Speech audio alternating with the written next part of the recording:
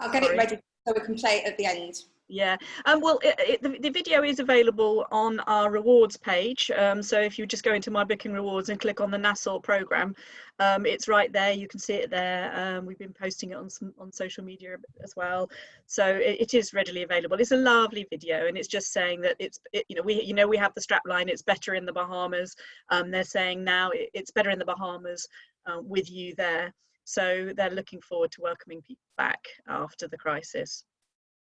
So let's just drill down now to a bit more about Nassau. And so looking at it in the context of the Bahamas, we've got this map. You can see Florida up there on the left and Cuba down below to the south, and just how far the Bahamas extend from top to bottom. It's about 760 miles. So it's a huge area. And there are over 700 islands and keys. So about 30 of which are properly inhabited, and about 16 of which are really open for tourism. And the Bahamas, you'll find the Bahamas Tourist Office, Maria and Ian at the Bahamas Tourist Office will talk about 16 islands, of which Nassau is one. And there it is, right, actually, pretty much in the middle, slightly above the middle. But Nassau, although it is one of the tinier islands, is the main island, and it houses the capital city. The island is called New Providence, but all of the locals just call the whole place, the whole island, Nassau. So you might hear mentions of New Providence, but generally you'll just hear them talking about, if they're living in Grand Bahama, they're going to Nassau, and that's what they mean, they're going to that island. And then here's that lovely view from space. The Bahamas are the most photographed or sort of published photographed part of the globe from the International Space Station, and the astronauts really love it. So, and you can see where Nassau sits in that context. You can also see all that pale blue water around the edges of the islands, and then the deep trenches in the middle. So the word Bahamas comes from the Spanish Baja Mar, which means shallow sea, and that's really where they got the name from, for obvious reasons, as you can see from space. So this is the island of New Providence, or Nassau, and just so that you can see sort of the main tourism areas that we talk about. So you have Cable Beach, downtown Nassau itself, and Paradise Island up at the top there, joined to New Providence by two bridges, one on and one off. So the airport is down to the sort of bottom left-hand corner of that island, and it's about 21 miles long by 7 miles wide. So not very long, not very large, and not really very long journeys to any of the hotels from the airport. So how to get there at the moment, a bit challenging, but all things being equal, by next year, hopefully we will have returned to some semblance of normality. In theory, we were supposed to have had a fifth flight added from the UK by British Airways out of Heathrow towards the end of March, and we had great celebrations at World Travel Market that they had announced that, which shows how confident they are in that route and how profitable it is. The fact that it does run from Heathrow. It's only now Grand Cayman and Nassau that have flights from Heathrow with British Airways out of all of the Caribbean destinations, and that's because it is a very profitable route, has a good business mix, as well as the tourism. And the fact that they'd added a fifth flight in the week was testimony to how successful the route was. So fingers crossed we can get back to that very, very soon. But of course, with the proximity to the States, there's a million different ways that you can get to Nassau from the UK or other European gateways. So American Airlines via Miami is the obvious one. You can connect same day, and there are various different options, earlier and later ones. You can go on Virgin Atlantic, via Miami, via New York, Boston, and some of them will require overnights, but of course that allows some creative two-center options as well. Delta Airlines, you can connect the same day through Atlanta, but again, through any of their gateways, you can do some lovely combinations, shopping in New York or Philadelphia, duty-free shopping in Philadelphia, or Disney, Orlando plus, and you can use the low cost carrier Norwegian, fingers crossed. And the surprising one, and actually it's incredibly popular, is Air Canada via Toronto. And you can't same day connect, but you can do a lovely Toronto plus Nassau combination, go and see Niagara Falls, do some shopping, go to the theatre and do all the lovely things that you can do in Toronto, and then go on down to Nassau. And it's a 3-hour flight from Toronto to Nassau. The flight leaves at 8 o'clock in the morning, so you can be in Nassau by 11 o'clock, you know, hardly lost any time at all. And I personally was about to take a holiday exactly like that next month with my son.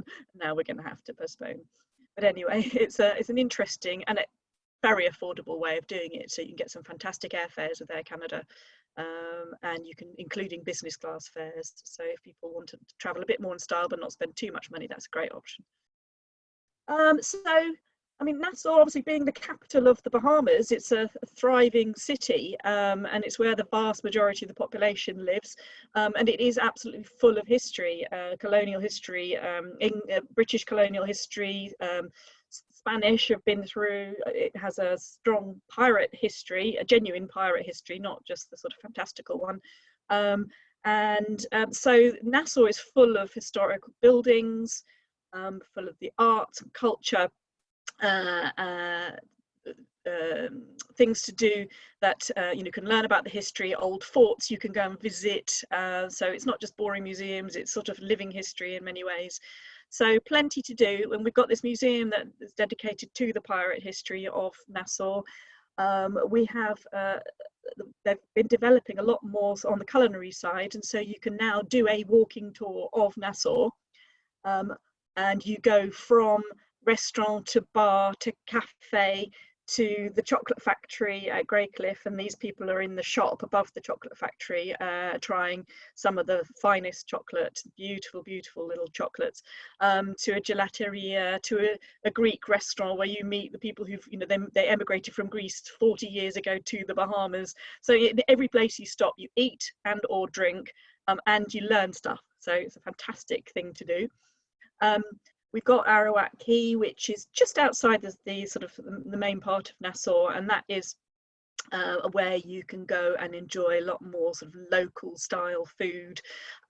It's mostly outdoor eating. It's open in the evenings. There's quite a vibe, and it's as much for locals as for the tourists. And that's where you can try things like conch salad, which is the great big shell fish.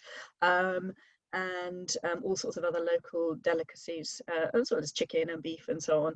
But great fun, and the tourists are very, very welcome to go anytime, and the locals will come and hang out and chat. And then one of the other iconic things to do in Nassau is to go to the straw market, which is just an absolute chaos of fantastic colour and lovely handmade goods, and you meet the ladies who make all these things, and you can haggle with them, and you can buy all sorts of other crafts as well, which is great fun. Then you can learn about Junkanoo, which is the sort of the Bahamas version of Carnival. The actual Junkanoo itself takes place on Boxing Day and on New Year's Day, and there are sort of depictions of it throughout the year. They'll have a summer carnival, but also in the hotels you'll often find a little mini Junkanoo festival which will come through. So it's like a carnival. It's very, very strong in its African roots, and it is again a bedlam of noise and chaos and fantastic fun. The thing about the Bahamas, of course, is that water, and it's often described as being gin clear water. So an awful lot of what people will be doing will be focused around that water, whether it's snorkeling. You can do bone fishing out in some of the out islands or the surrounding islands, but deep sea fishing charters go off Nassau, and they have big game fishing.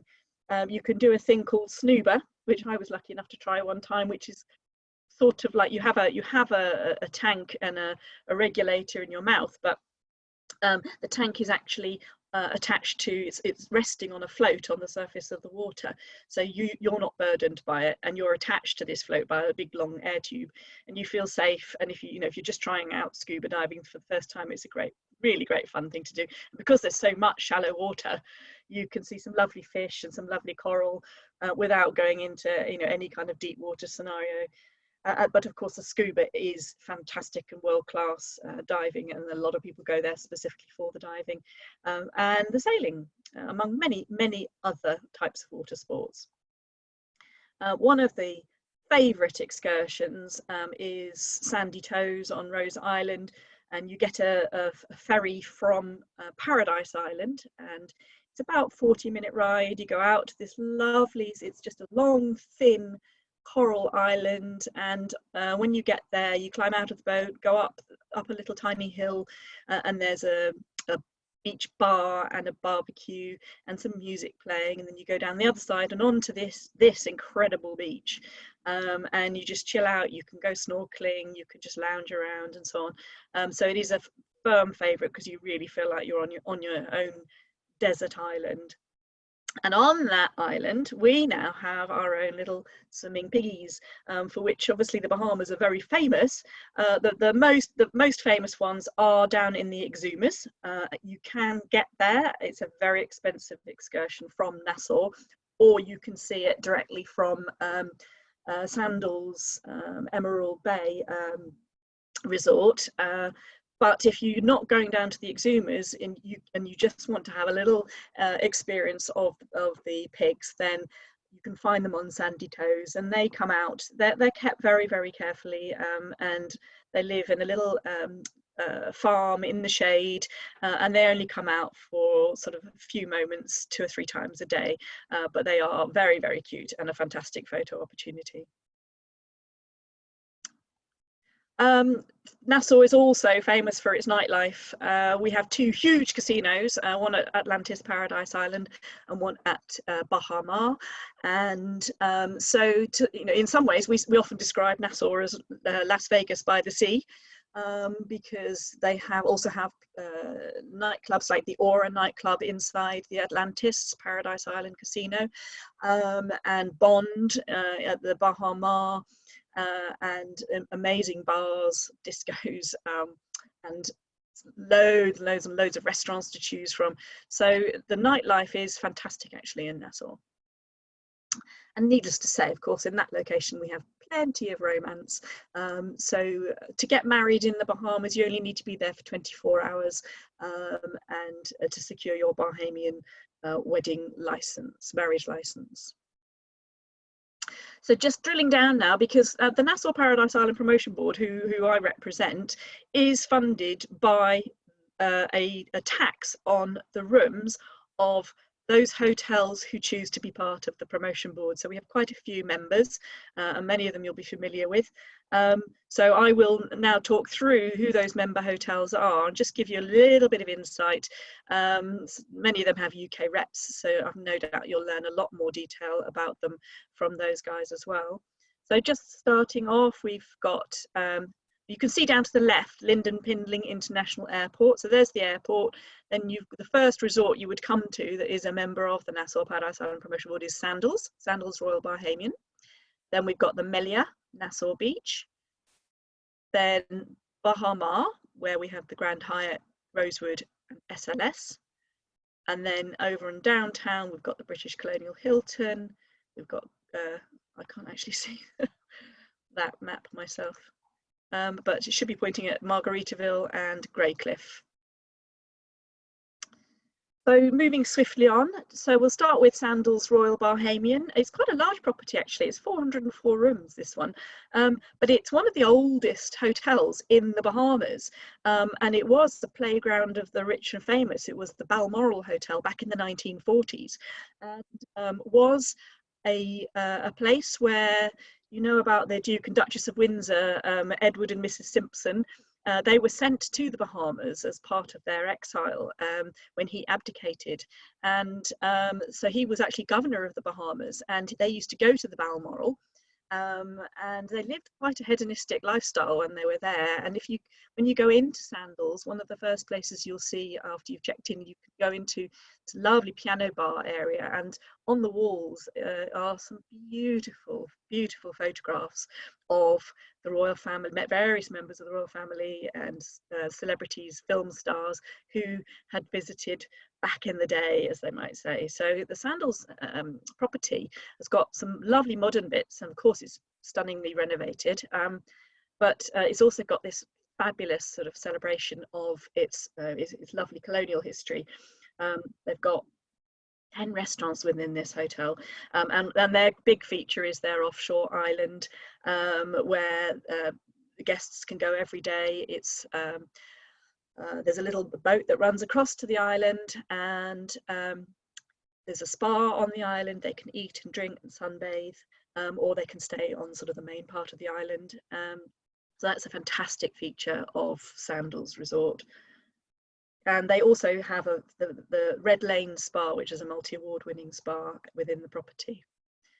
So moving next door, you can actually walk very easily between these two properties, and there is a lovely promenade running all the way down the length of Cable Beach. So it's very safe. There's a little mini straw market, gifts and souvenirs, all the way down the middle of the street. So it's easy to walk between them. And then you come to the Melia, which is a much larger property, 694 rooms, all inclusive, family oriented. They have fantastic kids club. And as you can see from this picture, extensive pools. There's underneath that blue roof there's a pool bar, swim up bar, and a lovely beach grill just to the left, and a fantastic expansive beach. And yeah, there's just a few more lovely pictures. But what's really, really cool about Melia now is that it is a part of the BAHA development. So you can walk, if you're facing out to sea, as we are right now looking at that beach bar, and you walk to your right, you walk straight into the grounds of Grand Hyatt, and it is beautiful. So guests between Melia and Grand Hyatt can now walk in between and enjoy each other's facilities. The lovely thing about the rooms at the Melia is that they are all, as you can see on this picture again, all the balconies face out across the gardens, the pools, and out to sea. There are no rooms facing out the other way. Then again, moving next door, a little very short stroll away, is the BAHA development. This is a brand new, right from the ground up development, which opened its doors in 2017. With 3 stunning resorts, in total 2,300 rooms, so a large development. And here is the overview of it, and you've got the Grand Hyatt here, which is the largest part of the resort. That's 1,800 rooms in total, with an east wing and a west wing. And in the middle, down at just below, in the middle of those 2 buildings, you can see a central facility, which is where you would find the spa, spa, the casino, the check-in area for the Grand Hyatt, and lots and lots of bars and restaurants, which that central facility is open to all 3 of the resorts. They're all accessible directly into the casino through little doors or secret doorways and corridors that you can walk to from any of those properties into that central area and the casino and all the nightlife. The one down here on the right is the SLS. That's 300 rooms. If you're not familiar with the SLS brand, which actually a lot of people here in the UK are not, you find SLS properties on the west coast of the States and in Miami. Is very kind of funky vibe. They have a signature bar, the monkey bar, and there's lots of pictures of sort of the 3 wise monkeys, and it's sort of kind of, creating havoc, having a great time. There's always music playing, there's always a vibe. So I would say this would be for a kind of a millennial style guest. On the top there, where the arrow's pointing, you can see there's actually there's a bar up there in that little gap. And lots of people come from, local people come and enjoy it. It's very swanky. You can have champagne cocktails, any kinds of cocktails. They're not cheap, but from that bar you get the most incredible sunsets and fantastic views. So you get a lot of visitation from local people. And then Rosewood is this property, only 200 rooms, much more exclusive. You can see how the grounds kind of flow out into the main area, but actually all of that Rosewood area is protected, and there are signs up and there is security. So everyone can use the main pool areas, but no one else can use the Rosewood pools. So they maintain their exclusivity, and you can see the cars just parked there. They have their own private entrance as well. So the Rosewood guests can get into the main facility, but not vice versa. A little view of the lovely casino. The thing about the BAHA development is that it was named and it was built to celebrate its sense of its place. So that casino has got huge windows which open out to the sea and the beach and the sky and the sun. So you get a very strong sense of where you are. Unlike most casinos, if you've been to one, you might remember you lose track of what time of day it is. You don't know if it's day or night, and the idea is to keep you in. But with BAHA, they want you to celebrate and enjoy where you are. So it's full of Bahamian art and sculptures. There's a beautiful art gallery there. Local artists come and run workshops. A lot of emphasis on the Bahamian roots, but at the same time a little nod to Las Vegas. You can see the fountains and the light show that goes on throughout the day, and there's always music playing. You drive up through the middle of these two sets of fountains when you arrive, so it's a bit Bellagio-esque. And adjacent to the whole BAHA resort is their own golf course, the Royal Blue Golf Course, and the hotel does offer golf packages for guests, but it is open to the public as well. And they have fantastic, lovely area for families where you can go and see various types of marine life and lovely pool areas and so on, and the kids can join in the feeding and so on. Just a quick overview. We've got two different sides of the building, the East Tower and the West Tower, and they both have a very different feel. One is the warmer hues, and one is more sort of New Englandy type feel. So you can really tell which part of the hotel you're in. Then over to SLS, very eclectic interior design, quite crazy really, but fabulous bits of sort of furniture art. So it's a great hotel to have a look around.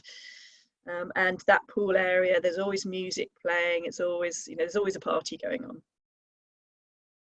And then Rosewood, very, very sort of refined, very colonial, muted colours, very luxurious. So that alongside the Ocean Club, the Four Seasons Resort, those are our two most luxurious properties in Nassau. They're moving into town, right into the middle of Nassau, right in the heart of town. And we've got the British Colonial Hilton. And if you look at the bottom left picture and imagine moving to your left, you would be in town. There's a Senor Frog's bar right next door. Then you go into all of the sort of the harbour side, shops, bars, restaurants, the straw market, right there. So you can walk straight out and really be in the buzz of the capital. And yet you're on a lovely beach. And then if you look out at the back of the hotel, you can see this gorgeous, enticing breakfast setup. Look at where the cruise ship is. That one's actually sailing slowly past, but the cruise ships dock just to the right of that. They come in the early morning and leave at sunset, and I've stayed at the Hilton. You can't hear them. They glide silently in, and if you happen to wake up in the sort of early hours of the morning and open your curtains, sometimes you can see this massive ship gently gliding into the harbour, and it's the most incredible thing to watch. Yeah, a great hotel if you want to be in amongst all the life. And then complete contrast, just up the road from the Hilton, right in the middle of town, is the Grey Cliff, which is our little boutique hotel, only 21 rooms. And it has made its name particularly in respect of its wine cellar. The owners, an Italian couple, they are private wine collectors, and this is the third largest private wine collection in the world. The numbers of bottles down there vary from anywhere from 250,000 to 350,000. So probably at least around 300,000 bottles of wine in that cellar at any one time. And as part of your culinary tour, you can go down and see the wine cellar, and they do a little tour, and it is unbelievable. It is mind-blowing. And there's room after room after room, and stacks of bottles of wine. They're all for sale. The wine list in their silver service, white glove, fine dining restaurant is huge. It's this huge, great red leather thing which you can hardly lift up, and every single bottle of wine and champagne, right up to huge Jeroboams and whatever those other large champagne bottles are called, worth tens of thousands of dollars. They're all for sale, and they frequently do get people coming in. So again, it's one of these playgrounds of the rich and famous residents of Nassau, like Sean Connery, go there frequently. You know, Sylvester Stallone has been there. They all sign a guest book, so you can, if you go in, you can see their sort of gallery of who has dined there, big famous American football stars and basketball stars and so on. So 21 rooms, but probably more famous as an attraction and as a place to eat and drink. They've also taken over the other side of the street opposite the hotel. They've opened Bahama Barrels, which is a place where you can go and learn about wine blending. So they have different types of wine, and you can conjure up some of your own flavors of wine. There's the gelateria, which they have opened. Then they've got the chocolate shop. They've got a genuine Cuban cigar factory, and they've also opened up an artisan sort of atelier where local artists can now come and base themselves and practice their art and hopefully sell some of their work as well. So the owners of Cliff have done an amazing thing for Nassau. Now, big news coming soon. If you look to the top left of the picture, you can see British Colonial Hilton I've just talked about. Right next door, in the final stages of construction, is a completely new development, which is private residences. And then on the very right hand side is a new Margaritaville resort. It was due to open in June, 284 rooms. It's a family property. If you don't know the Margaritaville brand, the brand is owned by the American singer Jimmy Buffett, who's famed for sort of his island life leanings. Most of his songs are about island life and kicking back and drinking cocktails and so on. You know, the saying that it's always 5 o'clock somewhere, or somewhere it's always 5 o'clock or something like that. So always an excuse to crack open a cocktail. So they are about to open this resort. It will feature not only fantastic margaritas, but also a family fun water park with a surf simulator and lazy river ride, and a kids club, a lovely spa, and again right in the middle of town, so you can walk out. And there'll be a lot more development. All these pictures of the boats, the moorings, and that sort of elliptical thing on the pier don't exist yet, but they will.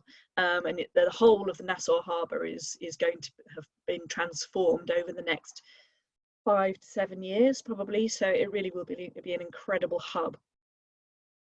Then moving swiftly over to Nassau, so you see the two red roads, Bay Street, that's the shopping street. So you drive out of the main part of Nassau, along Bay Street and over the bridge onto Paradise Island.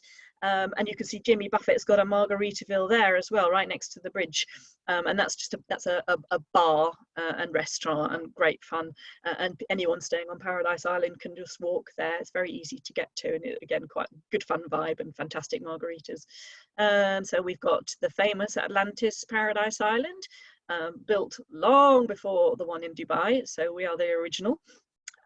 We've got the Comfort Suites Paradise Island, and one and only Ocean Club.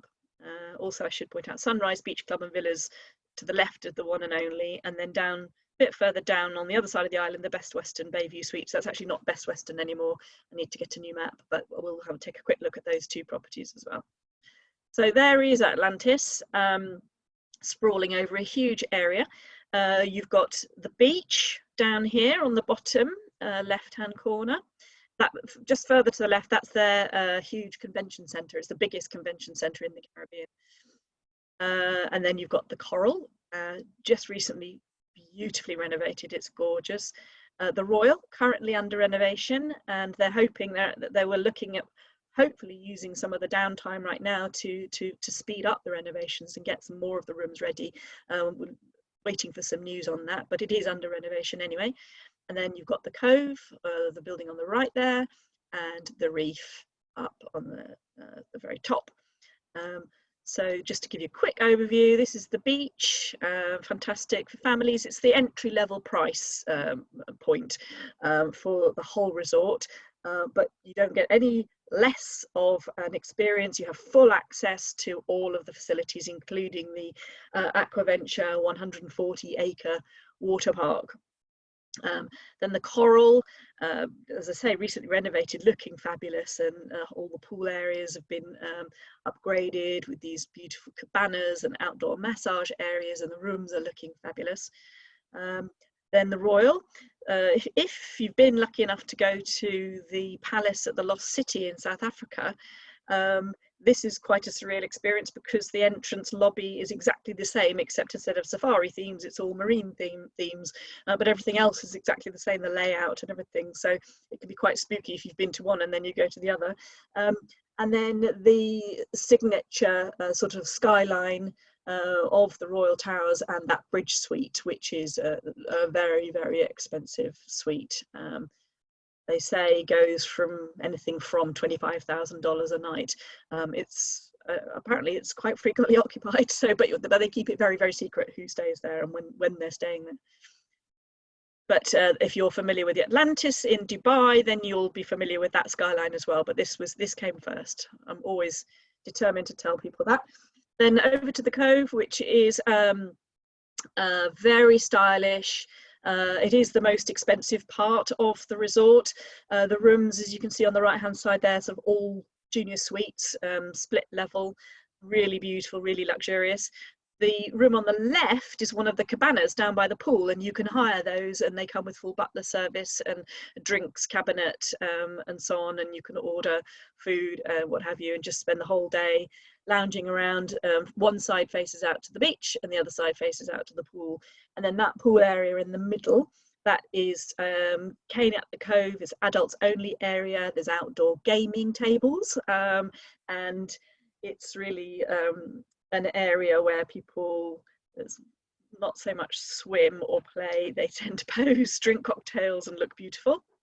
And then that beach there, the Cove Beach, look at that, a dual-sided beach. How stunning is that? Now, again, anyone who stays within the Atlantis resort can walk along to that beach, and it is incredible, absolutely beautiful. And particularly the water on the left-hand side in that little corner where it's sheltered by the breakwater is just so lovely for a swim and a cool off, especially as when I go there, I go for work, so to go over there and have a little cool down after a long day's work is really nice. And then the Reef, which is sort of residence style rooms, so they've all got either at least a kitchenette with a wet bar or full kitchen facility, so fantastic for families. And there is a little mini mart. There's a fantastic, my favorite Starbucks anywhere in the bottom of that resort. If you look at the big building to the left at the bottom, there are big windows. That's where Starbucks is, and it's really stylish. And so you can self-cater, or at the very least have milk and cereal in for the kids. And then you have full access to that big pool. That's really for the guests of the Reef and the Cove. But not for other guests from the rest of the resort. And as you can see, this is an extension of that lovely little Cove Beach that I was just talking about, and it goes on almost as far as the eye can see. So lovely beach walks,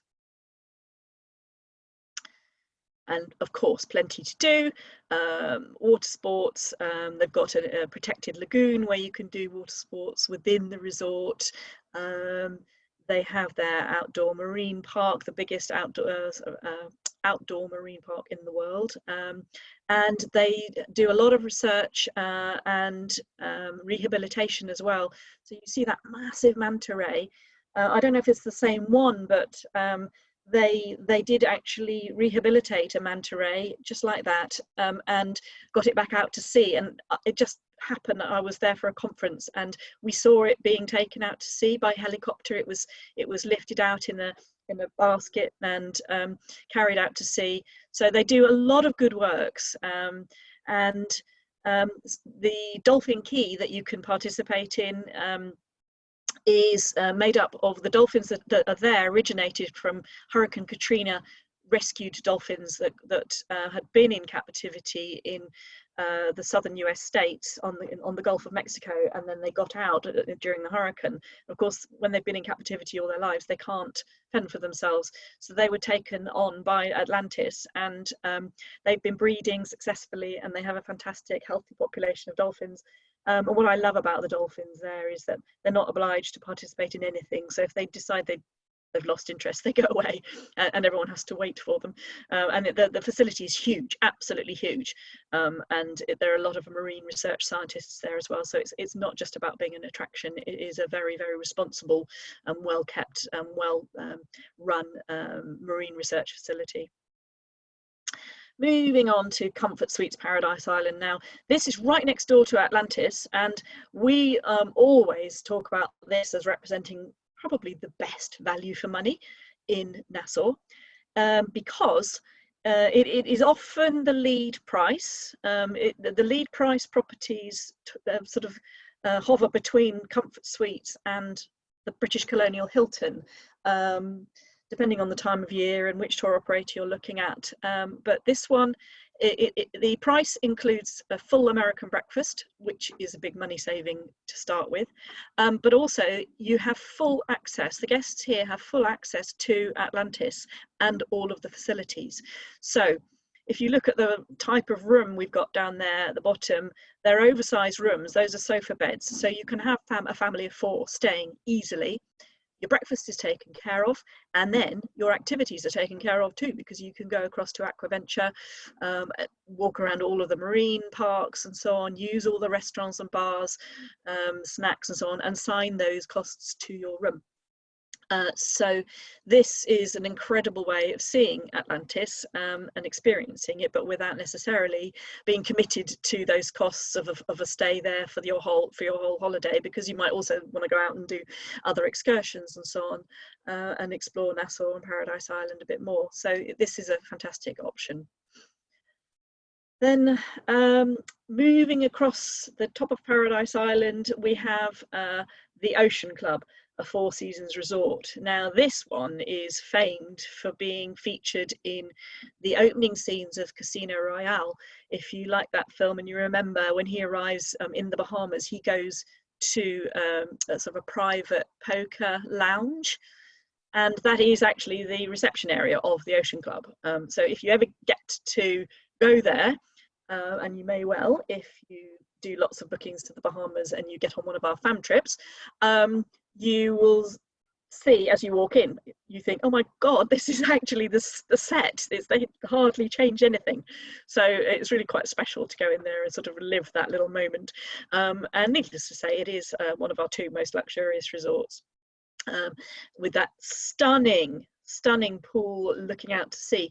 Now if you look at the view behind me, that is taken from, if you were to just walk a little bit further out and lean out across the beach, that's the view you would get. So the location is incredible, and the Paradise Island Beach, its real name is actually Cabbage Beach, but which is not a pretty name.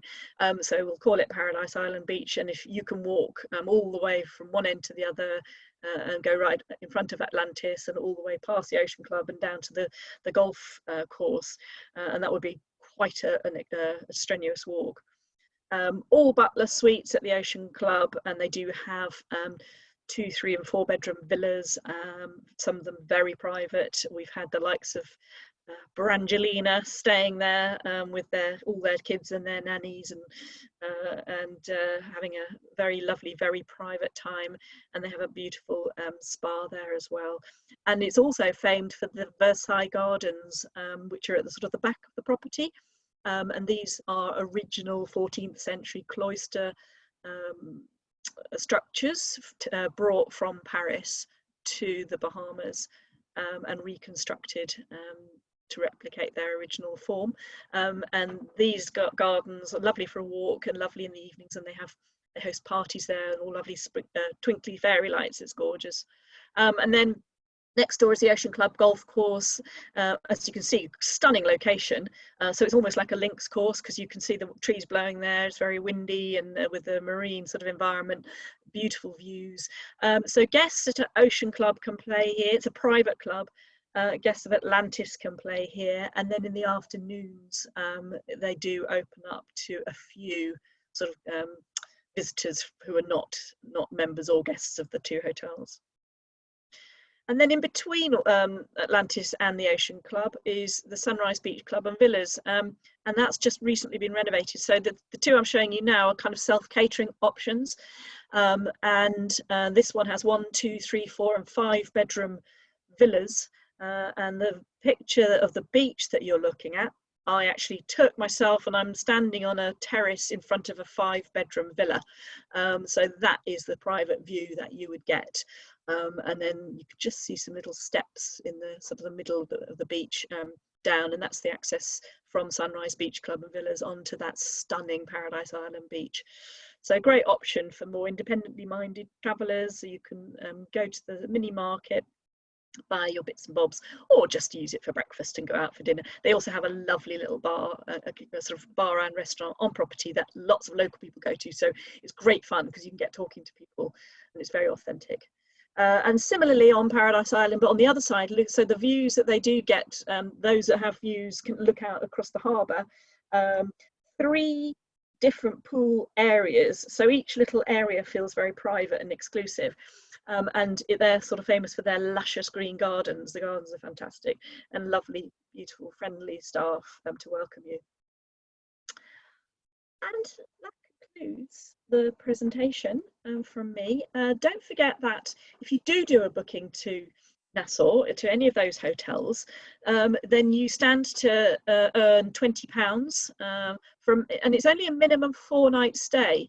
So a lot of the rewards are based on 7 nights, but we put it at 4 nights. We put quite a high value on that because we do encourage you to encourage your clients to go multi-centre, to explore some of the out islands maybe, or to come in via the States or Canada, as I discussed earlier.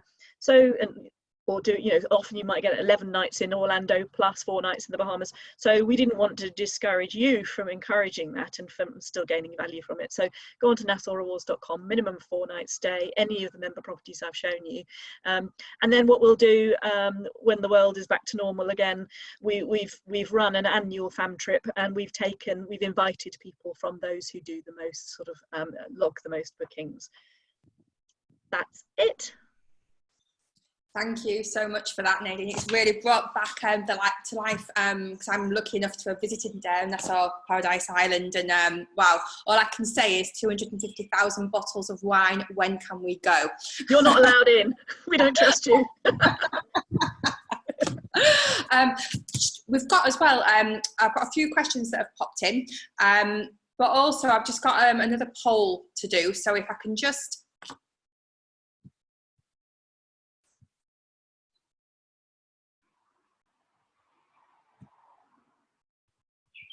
move on to the next. Okay, one of the questions are at the moment, are you booking mostly 2020 or 2021 at the moment, or both the same, or not making bookings? I know I've had quite a few messages from people saying that they've made bookings for January onwards. Perfect.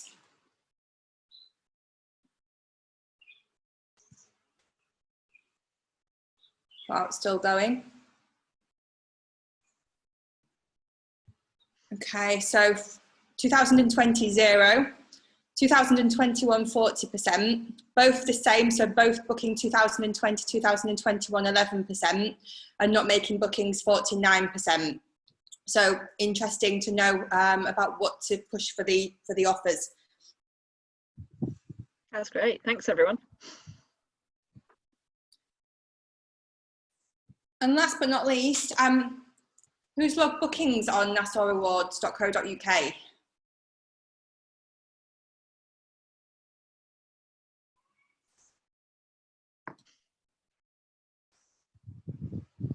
Still going. Okay, 97% said not. Okay, so that's just your issue. Well, with your new knowledge. Yeah, 97%. Yeah, I mean, it's worth it because you know, £20 first of all, but also it's all paid onto the My Booking Rewards MasterCard. And as I'm sure you know, because you're familiar with My Booking Rewards, but it's all HMRC registered, so the tax is deducted and the NI is deducted, so you don't need to worry about anything. You don't need to, you know, declare it in any way. Yeah, it's, you know, it's not hard and to do it. And then, you know, the Bahamas is such an incredible destination and so easy to get to with so many choices that, you know, it shouldn't be a hard sell, and it's probably not as expensive as you might think as well. So it's worth looking around and seeing who's got some good offers, you know, once everything's back to normal. Perfect. We've got a few questions for you, if we may. Greg has asked, does Atlantis still offer the all-inclusive option? No, they're not at the moment. No. Okay, perfect. Chrissy's asked, is it a long walk from Comfort to all the facilities? By that, I presume you mean at Atlantis. Atlantis. No, it's not actually. So the Comfort Suites, they have a door on one of the corridors where all the rooms are. There's on one level there's a door which is secure, and you can only get into that door by using your room key. And so you go out that door and down a little pathway, and then you cross a little road and you go up a little drive, and you're at the Coral. And the Coral is a great sort of central hub. And from the Coral you can immediately access all of the outdoor. You can walk straight through the Coral lobby and out and back outdoors again, and you're in amongst all the marine life. If you were to walk from Comfort Suites to the Cove, the far reaches of the Cove, it is about a mile, because it's a good 15-minute brisk walk. So it does cover quite a long way, but your actual some of the Comfort Suites rooms are closer to some of the facilities than some of the rooms at Atlantis are, so it's very, very convenient. Perfect. We have got as well Peter that's asked, any other golf courses apart from the Bahama and the Ocean Club? There is one on the south side of the island, but I think that has now become private. I don't really know because it's not associated with, it doesn't do anything in association with the Nassau Paradise Island Promotion Board. So the Royal Blue is the most accessible one at the Bahama, and that's open to the public. And as I say, the Ocean Club, you can play it, but in the afternoons. But those are the two main courses on Nassau Paradise Island. Perfect. And he's also asked, does Nassau have an annual marathon and or triathlon? Oh, yes, I think it does. I think, I'd have to be corrected on this, but I think there is a marathon in early December, but we can certainly check that out. That's where I will often defer to my friends at the Bahamas Tourist Office on some of the more generic destination information, because, you know, we are paid by and focused on the hotels. My knowledge starts to be a bit sketchy, and that's when I talk to Ian probably and get him to answer some of those questions. Perfect.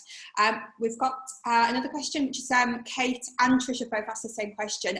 When's the best time of year to visit? Oh, well, I think because the Bahamas is much further north than, you know, other Caribbean islands that you're familiar with and probably more used to selling, it is more seasonal.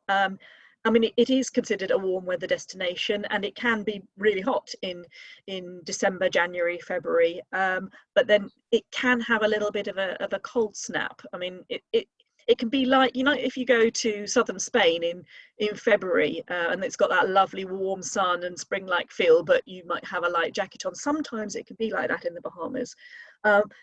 But Nassau, because it's right in the middle, it's very, very sheltered, and it frequently gets bypassed by hurricanes, for example, and it's sheltered from some of the other kind of extreme weather occurrences. So my favourite time is April, May.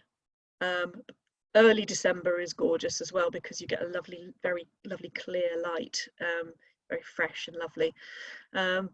But it's year round, on average, 80 degrees Fahrenheit, 26, 27 degrees Celsius, and the water is always warm as well. Wow. Does it have a hurricane season like the rest of the Caribbean? You've slowly answered that, but it's... Yes, it does. And I think, you know, you'll all have heard about the terrible events after, you know, during Hurricane Dorian. If you can imagine that map that I showed you right at the beginning, Dorian passed right across the most northerly parts of the Bahamas. So Grand Bahama and Abaco were the most affected. They're about 140 miles north of Nassau. So, and Nassau had a bit of a windy, rainy day. I mean, they closed the airport for one night, to be sure, but it wasn't directly impacted. But it has been in the past, and yeah, the hurricanes, I mean, as you know, they'll come in from the Atlantic and go across to Florida and all the way up that eastern seaboard. So the Bahamas can be in that tract, and the latest trends over the last few years have been quite late in the hurricane season, anytime from September, October, November. But you know, you can hear there's a hurricane in the Bahamas and the vast majority of the islands are completely unaffected. So be careful when you hear that kind of news, and check the map and make sure you understand exactly what has been affected.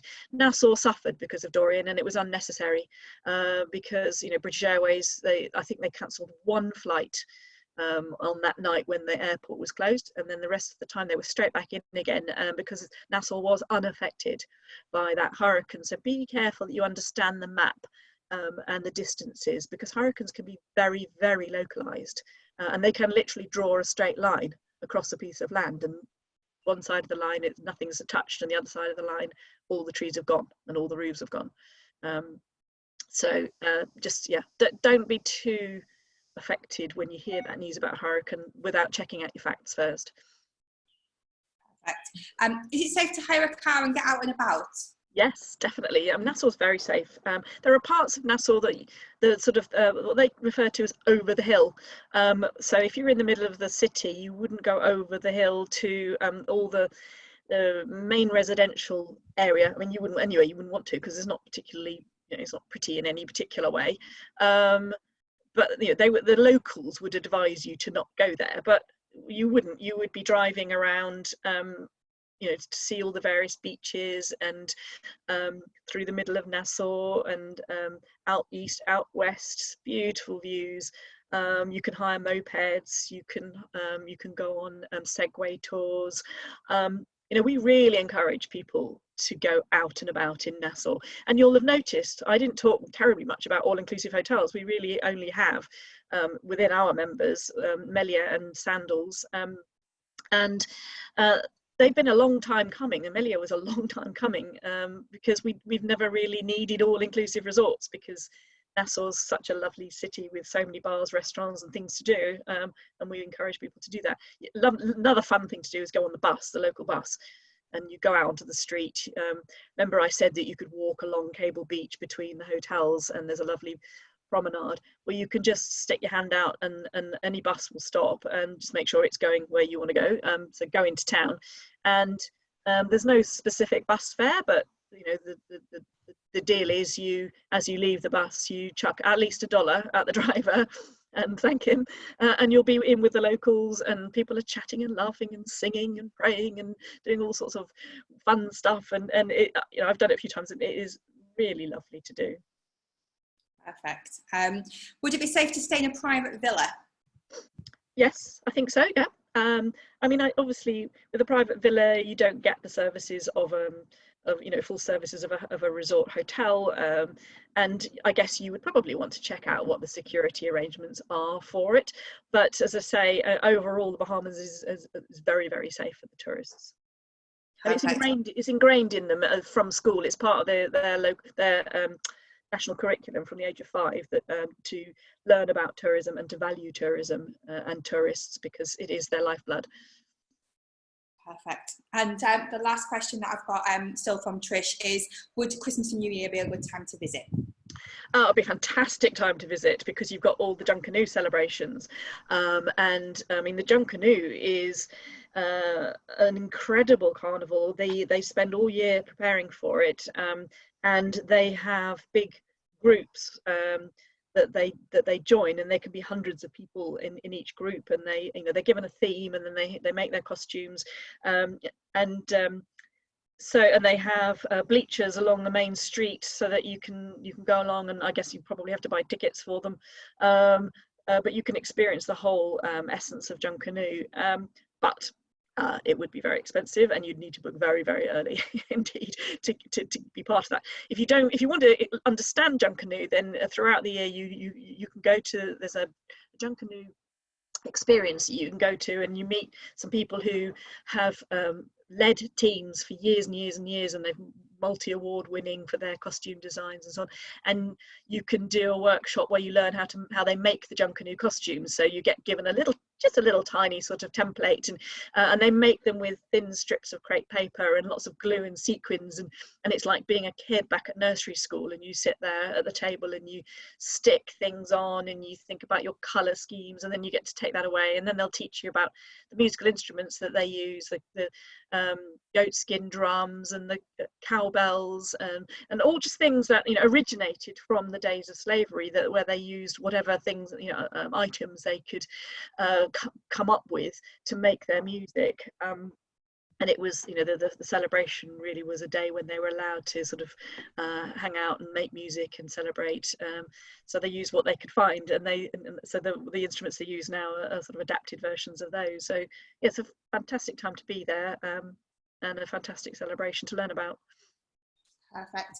We've got a few different things that have been brought up as well on the chat.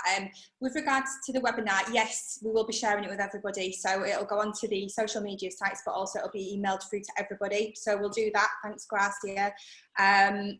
Yes, Kiki, we're going to be sharing the video that we mentioned earlier that wouldn't play as well, so you can share that on your social media posts, because it really is sort of yes, an iconic video, and I think this is what people are loving to see at the moment.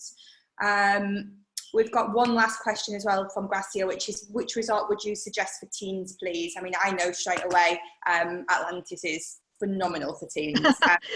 Wow. Yes. I mean, Atlantis has incredible facilities for teens, and I'm so jealous because they never had that in my day, and I used to go camping in Cornwall. So they have the Crush Club, which is basically it's an all-day facility, and a nightclub. Teens only, and no adults are allowed in, and there's a limit on how much they can spend, so they can buy their own drinks, and there's a mocktail bar and snacks and so on, but I think it's like $25 limit per session that they're allowed to spend. And inside is an enormous facility, and there's this big tower of gaming screens and games consoles and gaming chairs, and then computers all around the room, and their little booths, and a nightclub, and then they can use this iPad to request the music they want to dance to, and no parents are allowed. There is a session in the afternoons when parents can come in with smaller children to play on some of the games, but most of the time it's it's a parent-free zone. So brilliant. Then I think Melia, I think all-inclusive is always handy, because then they can go, teenagers just want to get rid, don't they? So they can go and get an ice cream, they can go get a drink at the bar, they can get a coffee from Starbucks or whatever, and parents don't need to worry about them, and they're safe and secure areas. So yeah, probably either one of those two hotels. Perfect. And Trisha's just asked as well, out of the Atlantis hotels, which is the one nearest quality to the one in Dubai? She's got clients who go to Dubai, but she's thinking of suggesting Bahamas to them. It's 2 adults and a 14-year-old. Oh right, well, I mean, I think if they're really hooked on Dubai and you want a quick and easy sell, then send them to the Royal at Atlantis, because it looks exactly the same, and of course that is the closest of all of the parts of Atlantis to Aquaventure and all of the water park facilities. So yeah, I would say go to the Royal, but I mean any part of Atlantis would do if they want something different. but the Royal is the best. It depends on when they want to go as well, because as I say, it is under renovation. So if they want to go, like, you know, as soon as lockdown's finished, then possibly you could recommend the Coral, which would be fantastic with full access to everything. But I think they might be more comfortable in making that transition if you focus on the Royal. Perfect. Thank you. We've got a lot of thank you messages that have been coming through, so thank you so much for your time. It really has been a benefit for us, and thank you for answering all of the questions. So that's it from us. Is there anything else you want to add, Nadine? No, just my thanks for taking the time out to be with us. I really appreciate it. Thank you very much. No, thank you. So yeah, we'll share everything across on the social media sites. Thanks so much, guys, and I'll speak to you all tomorrow. Bye. Bye-bye.